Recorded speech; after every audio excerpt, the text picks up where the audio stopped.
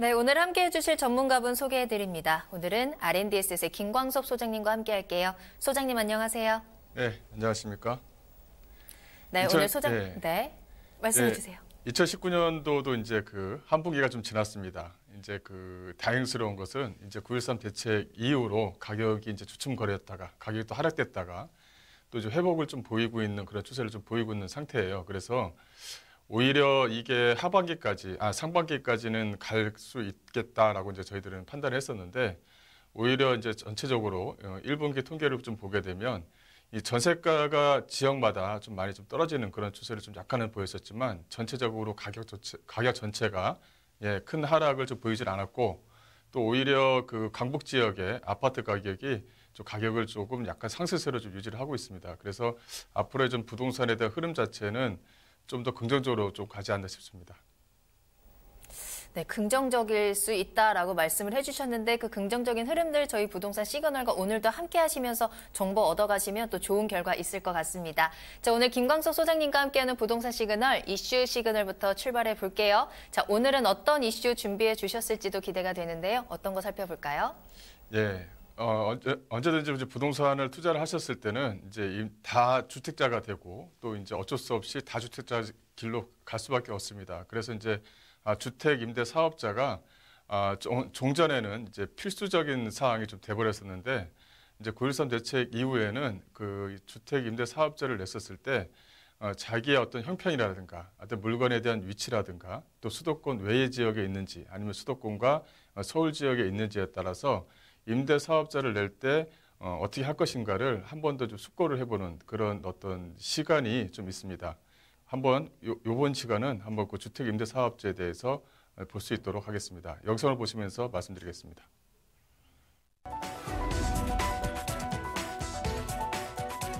민간 임대주택이란 중산층의 주거 불안을 해소하기 위해 도입한 뉴스테이 정책의 장점을 살리면서 주거 지원 계층에 대한 지원 등 공공성을 강화한 임대를 목적으로 임대사업자가 법에 따라 등록한 주택을 말합니다.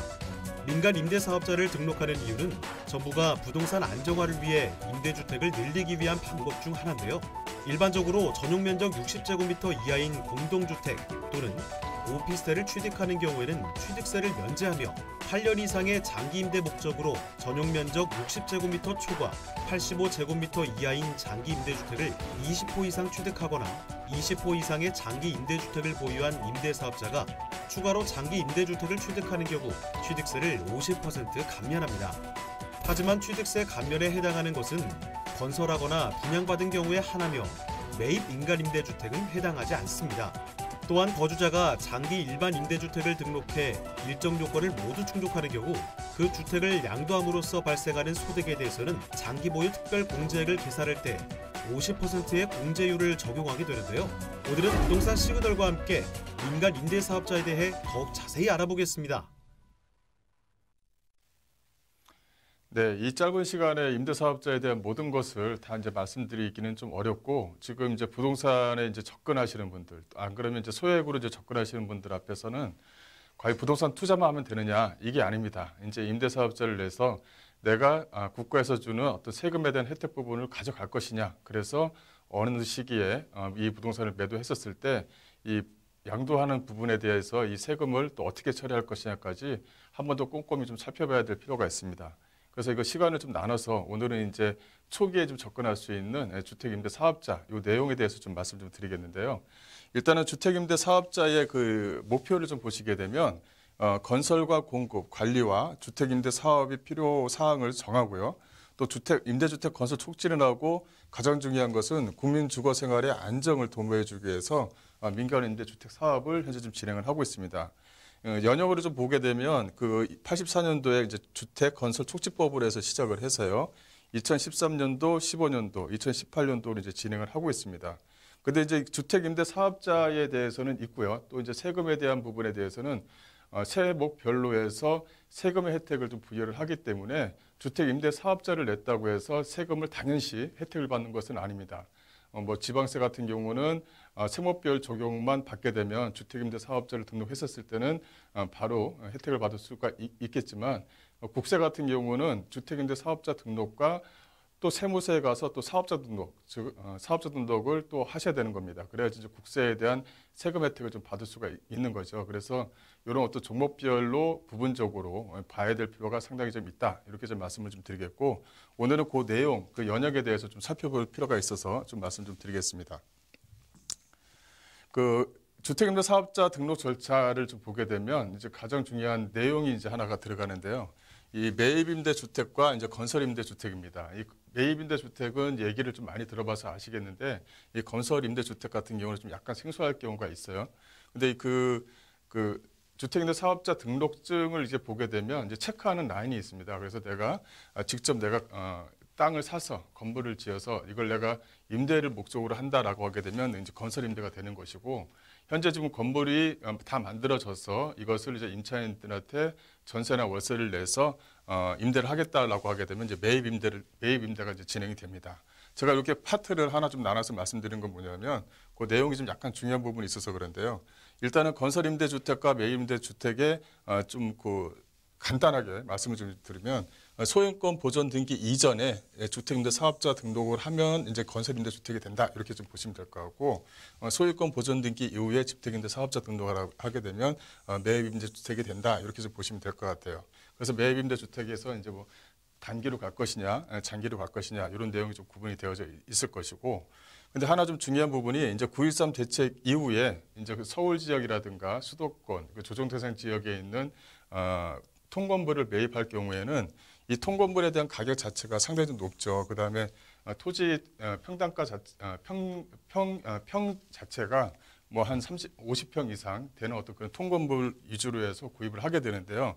그렇다면 이제 고가주택이 되는 거죠. 그래서 9.13 대책 이후에 이 통건물 같은 경우는 이 장기 임대주택으로 매입을 했다 하더라도 좀 혜택을 좀 많이 좀 가져갈 수가 없습니다. 하지만 그 전에 소유권 보존 등기 전에 건설 임대 사업을 해서 등록을 하게 되면 종합부동산세에 대한 합산 배제 조항이라든가 이 다주택자에게 적용되는 이 중과 배제가 유효하게 됩니다.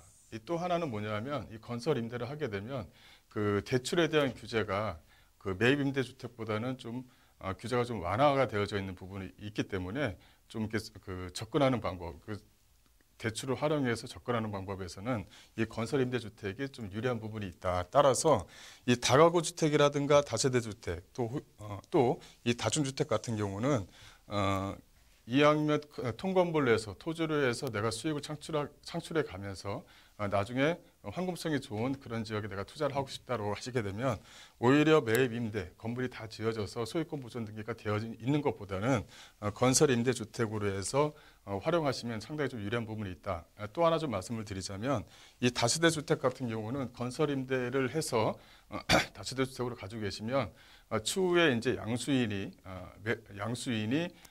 다세대 주택을 또 매입했었을 때는 그 양수인한테 또 취등록세에 대한 혜택 부분이 있습니다. 그래서 매도의 시기를 좀 적절하게 잡을 수 있는 그런 기회가 있다. 그래서 오히려 매입 임대주택보다는 건설 임대주택이 조금 더 유리하다. 요 내용을 좀 말씀을 좀 드리고 싶고요. 또 하나는 이게 단기와 장기로 해서 임대사업자, 즉 민간 임대사업자가 이제 구분이 되어져 있는데, 과거에는 임대 호수, 단기 임대로 갈 것이냐 장기 임대로 갈 것이냐에 따라서 호수가 몇 개 이상 있어야 장기 임대. 과거에는 뭐 단기 임대 같은 경우도 뭐 2가구 이상 이런 어떤 조건들이 있었는데, 이제는 뭐 임대 호수 자체가 1호 이상 있게 되면 호수에 대한 제한이 없습니다. 또 공급 면적 자체는 임대 사업자 등록을 했었을 때는 원칙상 제한은 없습니다. 그래서 좀 약간 이상하다라고 이제 얘기할 수 있을 것 같은데, 임대사업자 등록에 대해서는 일단은 제한이 없는데, 임대사업자에서 주는 이 세제 혜택을 적용을 받기 위해서는 그 각 세법에서, 즉 지방세라든가 국세에서 정하는 그 각 세법에서 요구하는 이 적용 요건, 즉 면적이라든가 이 가액 등을 충족을 해야지만 세금에 대한 혜택 부분이 있는 것입니다. 그래서 임대사업자 등록을 할 때는 공급 면적은 제한이 없다. 이렇게 좀 보시면 될 것 같고요. 또 단기 임대 같은 경우는 4년, 장기 임대 같은 경우는 8년인데, 요 안에 이제 또 하나 더 추가가 된 건 아니지만 좀 강조를 하는 부분이 있죠. 임대료 중과율을 연 5% 이하로 책정을 해야 된다라고 이제 얘기를 하고 있고요. 여기서 말하는 연이라는 것은 새 연자가 아니라 그 연속할 연자입니다. 그래서 그 매매 계약을 체결해서 예를 들어 전세 같은 경우는 2년 동안의 보유 기간을 줬기 때문에 2년 안에 5% 이상은 올리지 마라. 이렇게 내용이 좀 되어져 있는 거고요.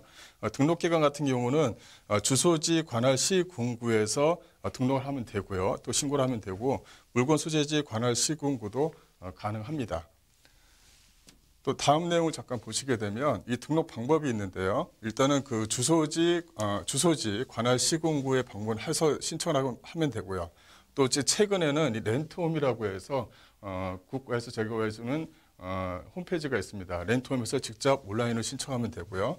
이 온라인을 신청하게 되면 공인인증서들은 반드시 가져가야 된다. 이렇게 좀 보시면 될 것 같고 반드시 건물 소유자만 등기하는 것이 아니라 그 예정자 있죠. 분양 계약서라든가 이 매매 계약서 또 건축물 허가서를 가지고 매매 예정자도 등록이 가능하다라고 보시면 될 것 같습니다. 또 이 주택임대 사업자의 관할 지방 장치대처를 보게 되면 취득할 때는 임대사업자 등록, 즉 주소지 관할 지자체에서 등록을 하면 되고요. 또 보유를 하고 가지고 있다가 임대인들이 이제 변경이 되지 않습니까? 그럼 변경 신고를 해야 되는데 이때는 임대주택, 즉 건물이 있는 소재지 관할 지자체에서 신고를 반드시 해야 됩니다. 요게 이제 예를 들어서 제주도민이 서울에 어떤 그 건물이 있다고 한다면 서울까지 와서 그러면 내가 변경 신고를 해야 되느냐 그러는데 원칙상 그렇습니다. 하지만 앞서 말씀드린 것처럼 이 렌트홈에서 이런 것들을 좀 해결할 수가 있기 때문에 상당히 편하게 임대사업자를 좀 진행할 수 있다고 보시면 될 것 같고 또 하나는 이 처분이라는 게 있는데 이 포괄 양도 양수와 이 말소 신고를 좀 될 수가 있습니다. 임대차 기간이 많이 남아있다 하더라도 그 양수인이 임대사업자 등록을 해서 포괄 양도 양수를 진행할 수 있는 그런 방법이 있고요. 그렇다면 이제 과태료에 대한 처분 대상은 아닙니다. 또 하나는 그 지방자치단체에다가 말소 신고를 하는 거죠. 건물이 뭐 폐기됐다든가 안 그러면 뭐 2년 동안에 어떤 수익이 없다든가 하게 되면 신청을 해서 말소 신고를 할 수 있다라고 말씀드릴 수가 있겠고 또 과거 같은 경우는 이 묵시적 갱신이 있으면 그 신고를 안 해도 됐었는데 이게 이제 2019년 2월 15일부터는 이 묵시적 갱신이 좀 추가적으로 되어져 있습니다. 따라서 묵시적 갱신이 되어져 있으면 그래도 이제 임대차 변경 신고는 해야 된다는 것이고요. 또 신고 및 변경 같은 경우는 반드시 이 표준 임대차 계약서로 작성을 해야지만 됩니다. 그래서 그래야지만 과태료를 좀 묻지 않는다. 이렇게 좀 말씀을 드릴 수가 있을 것 같고요. 그 등록 방법 같은 경우는 이 렌트홈에서 모든 걸 다 해결할 수가 있습니다. 즉 임대사업자 등록 신청도 할 수 있고 앞서 말씀드린 계약 신고하고 가장 중요한 이 변경 신고도 같이 진행을 할 수 있다라고 말씀드릴 수가 있겠고요. 또 이제 다주택자 같은 경우는 이렇게 이 임대차 정보 시스템 RHMS가 구축이 되어져 있습니다. 그래서 다주택자 같은 경우도 그 임대에 대해서 추적을 해서 또 세금을 거둘 수 있는 어떤 그런 내용이 좀 추가가 되어져 있기 때문에 앞으로는 이제 임대사업자 방향으로 진행을 해야 될 부분이 있다. 이렇게 좀 말씀을 드릴 수가 있을 것 같고요. 근데 여기서 이제 좀 중요 사항이 몇 가지가 있죠. 그래서 한번 Q&A로 한번 진행을 한다고 한다면 이 단독 소유와 공동 소유 주택을 각각 보유한 경우는 임대 등록 신청을 어떻게 해야 됩니까? 이게 가장 큰 질문인 것 같아요. 이 단독 소유와 공동 소유가 있다고 한다면 이 단독명의 임대사업자 등록과 이 공동명의 임대사업자 등록을 이렇게 각각 신청을 하셔야 됩니다.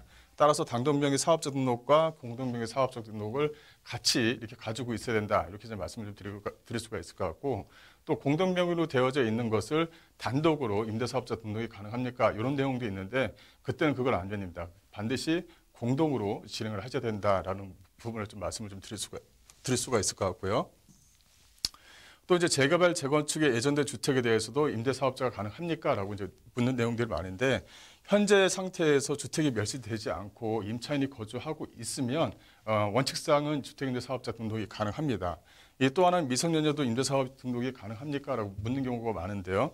미성년자도 주택이 이 미성년자 본인 명의로 되어져 있으면 임대사업이 가능합니다. 또 하나는 외국인이 대한민국에 거소신고가 되어져 있는 경우에도 임대사업자 등록이 가능하다라고 말씀을 좀 드릴 수가 있을 것 같고요. 또 이제 이 세제 혜택을 받기 위한 이 조건이 하나 붙는데요. 반드시 그 지방세에 대한 혜택 조건과 국세에 대한 혜택 조건을 두 가지로 나눌 수가 있는데 이 지방세 혜택 조건, 즉 취득세와 그 다음에 재산세에 대한 부분은 그 임대사업자 등록을 하게 되면 세제 혜택을 받을 수 있습니다. 단 조건이 있습니다. 바로 요 세목별 요건 충족이라는 게 있죠. 뭐 60제곱미터 전용 면적 60제곱미터 미만이어야 된다든가, 뭐 60일 이내에 사업자 등록을 해야 된다든가, 또 그 안에서 이제 5% 이상의 그 세금 그 부분을 좀 지켜줘야 된다든가, 그런 어떤 세목별 요건 충족만 된다면 취득세와 재산세는 임대사업자 등록으로 해서 세제 혜택을 받을 수가 있습니다.